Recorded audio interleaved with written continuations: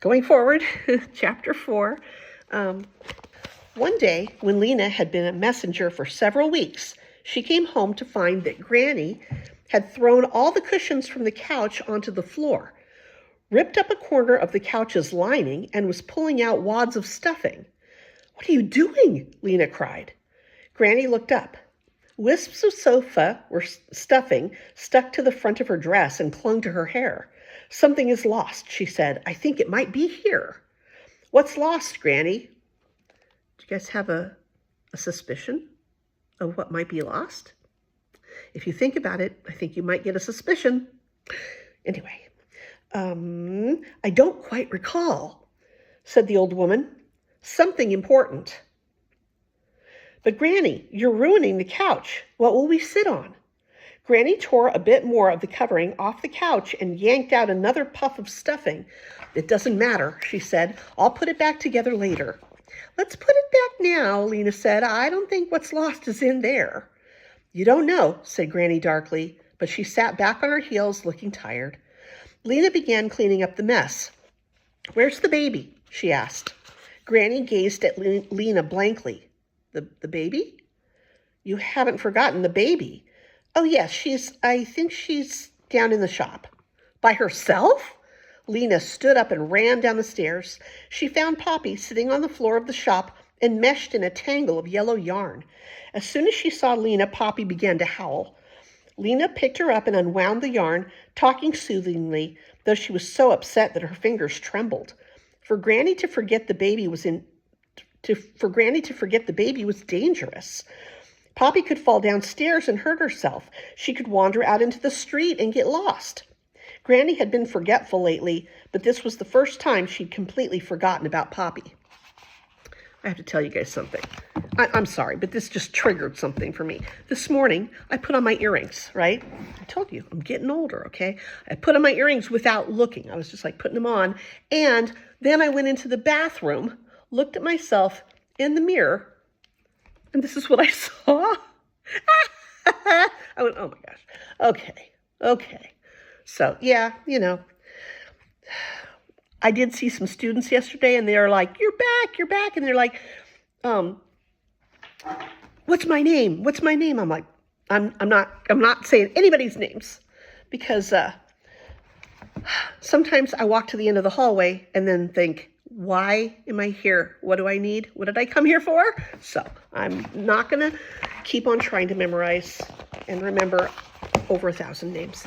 So here I go.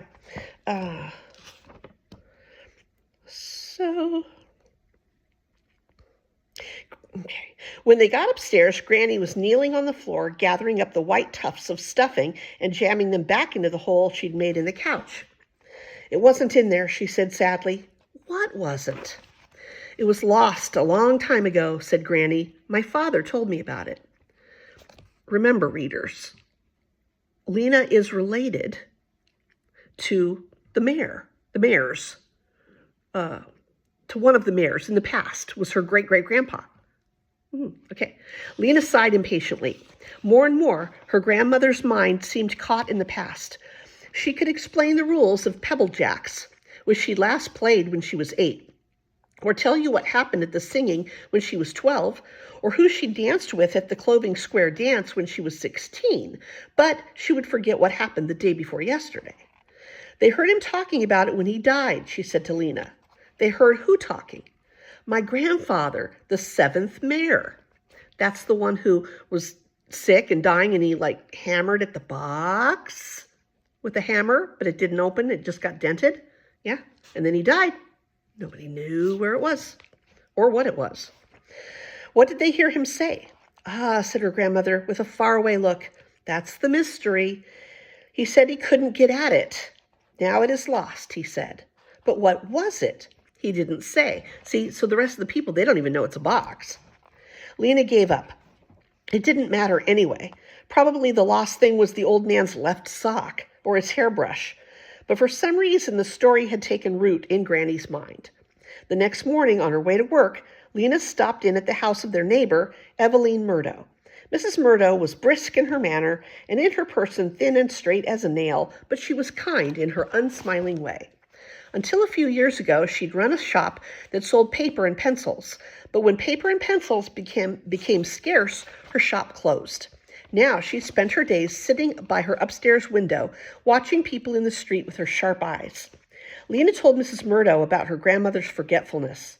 "Will you look in on her sometimes and make sure things are all right?" she asked.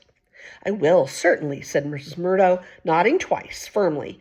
Lina went away feeling better.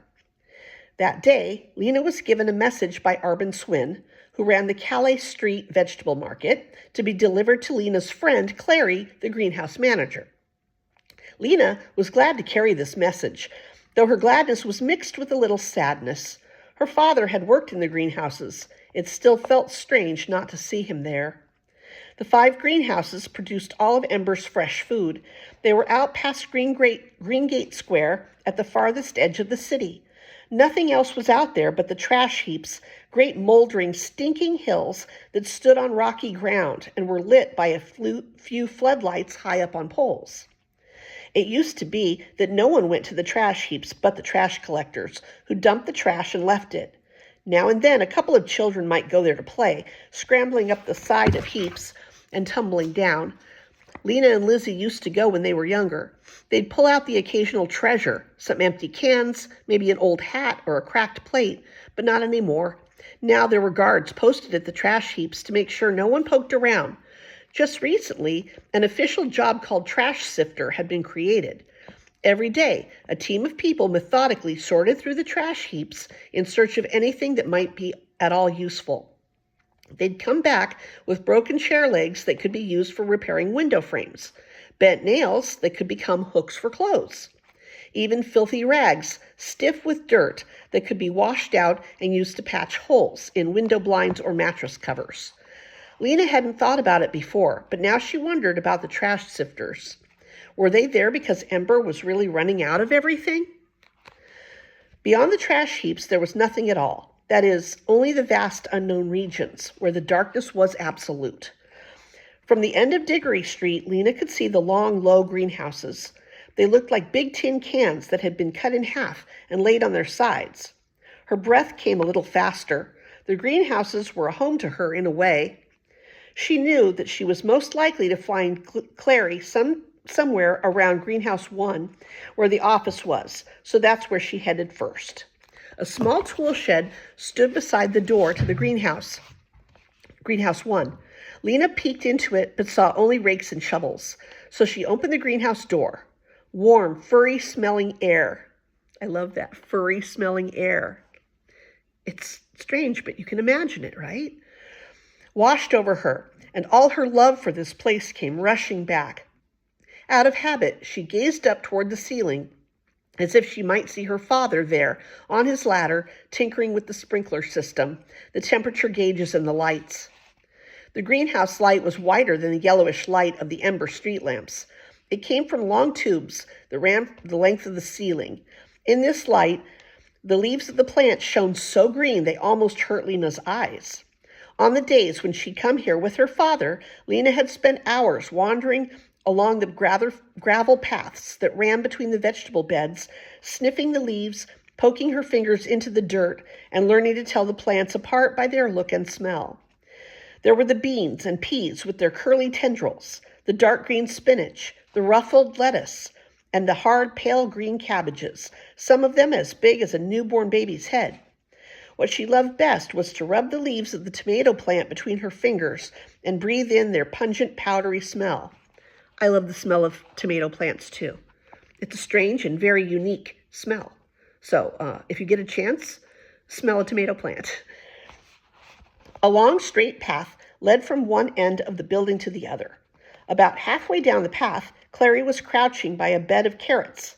Lina ran toward her, and Clary smiled, brushed the dirt from her hands, and stood up. Clary was tall and solid, with big hands and knobby knuckles. She had a square jaw and square shoulders, and brown hair cut in a short, squarish way. You might have thought from looking at her that she was a gruff, unfriendly person, but her nature was just the opposite. She was more comfortable with plants than with people. Lina's father had always said. She was strong but shy, a person of much knowledge but few words. Lina had always liked her. Even when she was little, Clary did not treat her like a baby, but gave her jobs to do, pulling up carrots, picking bugs off cabbages. Since her parents had died, Lina had come many times to talk to Clary or just to work silently beside her. Clary was always kind to her, and working with the plants took Lina's mind off her grief. "Well," said Clary. She smiled at Lina, wiped her hands on her already grimy pants, and smiled some more. Finally she said, "You're a messenger." "Yes," said Lina, "and I have a message for you. It's from Arbin Swin. Please add 4 extra crates to my order, 2 of potatoes and 2 of cabbages." Clary frowned. "I can't do that," she said. At least I can send him the cabbages, but only 1 small crate of potatoes." "Why?" asked Lina. "Well, we have a sort of a problem with the potatoes." "What is it?" asked Lina. Clary had a habit of answering questions in the briefest possible way. You had to keep asking and asking before she would believe you really wanted to know and weren't just being polite. Then she would explain, and you could see how much she knew and how much she loved her work. "I'll show you," she said. She led the way to a bed where the green leaves were spotted with black. "A new disease. I haven't seen it before. When you dig up the potatoes, they're runny inside instead of hard, and they stink. I'm going to have to throw out all the ones in this bed. There are only a few beds left that aren't infected." Most people in Ember have potatoes at every meal. Mashed, boiled, stewed, roasted. They had fried potatoes, too, in the days before cooking oil ran out. "I'd hate it if we couldn't have potatoes anymore," Lina said. "I would too," said Clary. They sat on the edge of the potato bed and talked for a while about Lina's grandmother and the baby, about the trouble Clary was having with the beehives, and about the greenhouse sprinkler system. "It hasn't worked right since—" Clary hesitated and glanced sideways at Lina. "For a long time," she said. She didn't want to say, "since your father died." Lina understood that. She stood up. "I should go," she said. "I have to take Arbin Swin the answer to his message." "I hope you'll come again," said Clary. "You can come whenever. You can come anytime." Lina said, "Thank you." Lina said, "Thank you," and turned to go. But just outside the greenhouse door, she heard running footsteps and a strange, high sobbing sound. Or rather, she heard sobs and then a wail, sobs and then a shout, and then more sobs getting louder. She looked back toward the rear of the greenhouses, toward the trash heaps. "Clary," she called, "there's something—" Clary came out and listened too. "Do you hear it?" "Yes," said Clary. She frowned. "I'm afraid it's someone who—" She peered toward the crying noise. "Yes, here he comes." Her strong hand gripped Lina's shoulder for a moment. "You'd better go," she said. "I'll take care of this." "But what is it?" "Never mind, just go on." But Lina wanted to see. Once Clary had walked away, she ducked behind the tool shed. From there she watched. The noise came closer. Out beyond the trash heaps a figure appeared. It was a man, running and stumbling, his arms flopping. He looked as if he were about to fall over, as if he could hardly pick up his feet. In fact, as he came closer, he did fall. He tripped over a hose and crumpled to the ground as if his bones had dissolved. Clary stooped down and said something to him in a voice too low for Lina to hear. The man was panting. When he turned over and sat up, Lina saw that his face was scratched and his eyes wide open in fright. His sobs turned into hiccups. She recognized him. It was Sag Merrill, one of the clerks in the supply depot. He was a quiet, long-faced man who always looked worried. Clary helped him to his feet.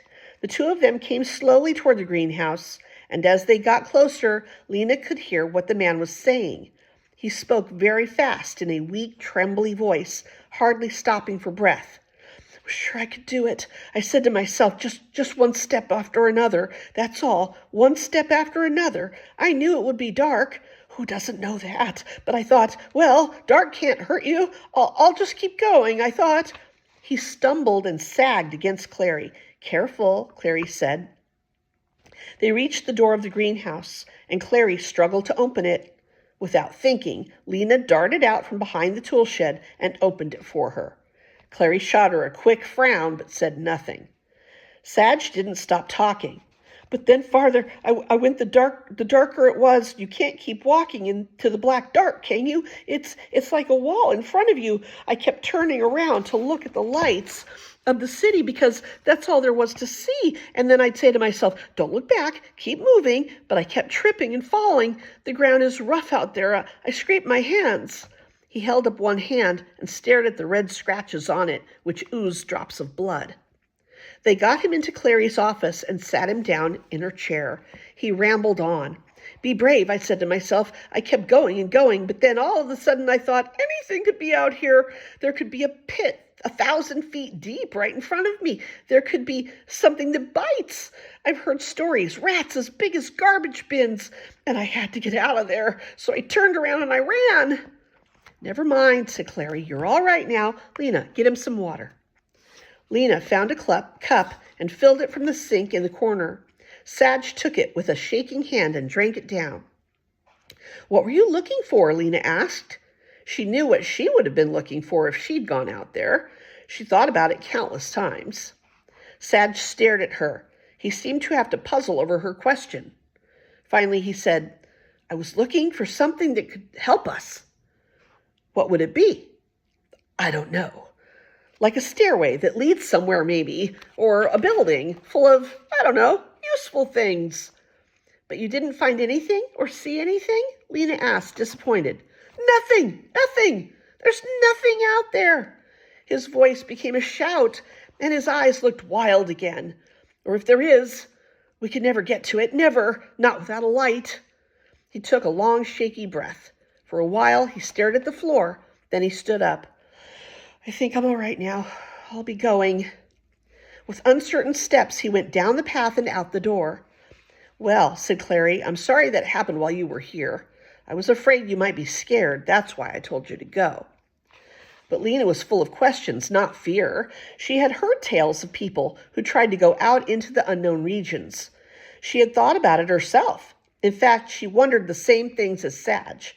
She had imagined making her way out into the dark, coming to a wall in which she would find the door to a tunnel, and at the end of the tunnel would be another city, the city of light that she had dreamed about. All it would take was the courage to walk away from Ember and into the darkness, and then to keep going. It might have been possible if you could carry a light to show the way, but in Ember, there was no such thing as a light you could carry with you. Outside lights were fixed to their poles, or to the roofs of houses. Inside lights were set into the ceilings or had cords that had to be plugged in. Over the course of Ember's history, various clever people had tried to invent a movable light, but all of them had failed. One man had managed to ignite the end of a stick of wood by holding it against the electric burner on his stove. He'd run it across the city with the flaming stick, planning to use it to light his journey, but by the time he got to the trash heaps, his torch had gone out. Other people latched onto his idea. One woman who lived on Deadlock Street, very near the edge of the city, managed to get into the unknown regions with her flaming stick, but the stick burned quickly, and before she could go far, the flame singed her hands and she threw it down. Everyone who had tried to penetrate the unknown regions had come back within a few hours, their enterprise a failure. So I guess they don't have batteries. They have electricity. You have to plug into something in the wall or whatever, but no flashlights because no batteries. Lina and Clary stood by the open door of the greenhouse and watched Sadge shuffle toward the city. As he neared the trash heaps, 2 guards who had been sitting on the ground got to their feet. They walked over to Sadge and each of them took hold of one of his arms. Uh-oh, said Clary. Those guards are always looking for trouble. But Sadge hasn't broken any law, said Lina. Doesn't matter. They need something to do. They'll get some fun out of scaring him. One of the guards was shaking his finger at Sadge and saying something in a voice almost loud enough for Lina to hear. Poor man, said Clary with a sigh. He's the 4th one this year. The guards were marching Sadge away now, one on either side of him. Sadge looked limp and small between them. What do you think is out in the unknown regions, Clary? Clary stared down at the ground where the light from the greenhouse was casting long, thin shadows of them both. I don't know. Nothing, I guess. And do you think Ember's the only light in the dark world? Clary sighed. I don't know, she said. She gave Lina a long look. Her eyes, Lina thought, looked a little sad. They were deep brown, almost the color of the earth in the garden bed. Clary put a hand in her pocket and drew something out. Look, she said. In the palm of her hand was a white bean. Something in this seed knows how to make a bean plant. How does it know that? I don't know, said Lina, staring at the hard, flat bean. It knows because it has life in it, said Clary. But where does life come from? What is life? Lina could see that words were welling up in Clary now. Her eyes were bright. Her cheeks were rosy. Take a lamp, for instance. When you plug it in, it comes alive. In a way, it lights up. That's because it's connected to a wire that's connected to the generator, which is making electricity. Though don't ask me how. But a bean seed isn't connected to anything. Neither are people. We don't have plugs and wires that connect us to generators. What makes living things go is inside them somehow. Her dark eyebrows drew together over her eyes. What I mean is, she said finally, something is going on that we don't understand. They say the builders made the city. But who made the builders? Who made us? I think the answer must be somewhere outside of Ember. In the unknown regions? Maybe, maybe not. I don't know. She brushed her hands together in a time to get back to work way. Clary, said Lina quickly, here's what I think. Her heart sped up. She hadn't told this to anyone before. In my mind, I see another city. Lina watched to see if Clary was going to laugh at her or smile in that overly kind way. She didn't, so Lina went on. It isn't like Ember. It's white and gleaming. The buildings are tall and sort of sparkle. Everything is bright, not just inside the buildings, but all around them, too, even up in the sky. I know it's just my imagination, but it feels real. I think it is real. Clary said, And then she said, where would such a city be? That's what I don't know, or how to get to it. I keep thinking there's a door somewhere, maybe out in the unknown regions, a door that leads out of Ember, and then behind the door, a road. Clary just shrugged her shoulders. I don't know, she said. I have to get back to work, but here, take this. She handed Lina the bean seed, took a little pot from a shelf, scooped some dirt into it, and handed the pot to Lina. Stick the bean in here and water it every day, she said. It looks like nothing, like a little white stone, but inside it, there's life. That must be a sort of clue, don't you think? If we could just figure it out. Lina took the seed and the pot. Thank you, she said. She wanted to give Clary a hug, but didn't, in case it would embarrass her. Instead, she just said goodbye and raced back toward the city. Okay.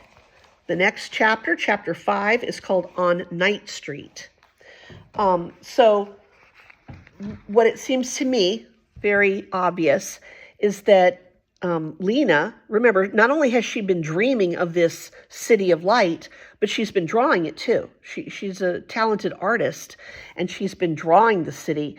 So it seems obvious to me that she's got some kind of, instinct or premonition that she knows. She knows that something is out there that's real, not just a figment of her imagination. And that's going to be motivating her through this book. And that's all I'm going to tell you. Okay, guys. Bye, readers. I'll see you tomorrow. Keep reading. Readers, I'll see you tomorrow. Keep reading. You read the the books, now ready, get set. BOBQC.net. You read the books, now ready, get set. BOBQC.net.